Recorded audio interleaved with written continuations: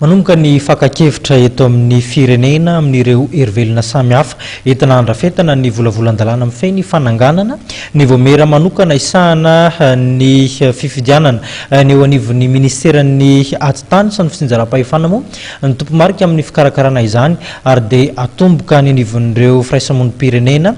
ny fanatanterahana izany izy mao avy zao.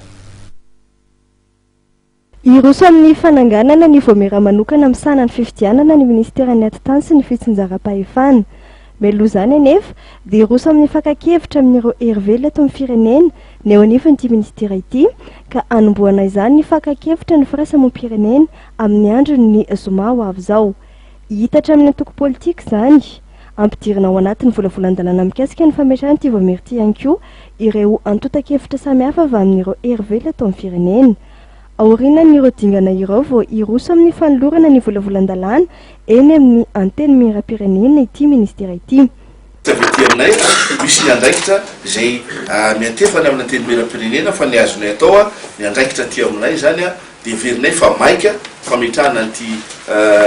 voamera ty dia raisinay ny andraikitra hitatsika manaraka eo fa raha mizotra araky ny tokony izy moa zavatra nytenen'ny filoham-pirenena ary zay no rarina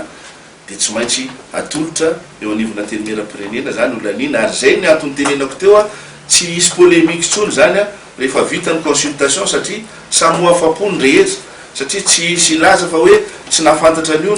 na tsy hoe tsy ny consultena fa tsika rehetra zany tsika mianakavy no andrafitra an'ity volavolan-dalàna ty ataoko fa zava-dehibe zay zavatra zay ary zaza mietreritra hoe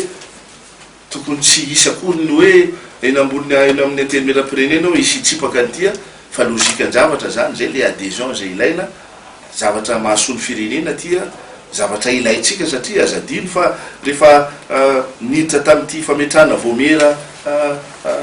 manokana maleo tena misahana fifidianana ty tsika dia c'est une option politique niaraha nanapaka niaraka amin'ireo mpanao politika taloha fantatsika fa ministerana atitany sahala amin'ny toerana be da be ny kirakely fifidianana ino mo tsy verenana satria fa ao anatin'ny constitution rehefa nanapa-kevitra atsika fa tsy maintsy rosoana raha ohatra tany tan-dalàna atsika tsy maintsy tanterahana ty ary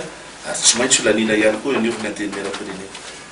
Ezahana moa ny ametraka ao anatin'ny fotoana fohy ity voamera manokana misahana ny fifidianana ity ahafahana miatrika ny fametrahana ny anteny meran-doholona izay dingana tsy maintsy lalovana amin'izany ny fifidianana ny roapatelona amin'ny mpikambana marina fa roampifidy lehibe ahitana ambeny tanàna sy ny mpanolotsainy no anao ny fifidianana.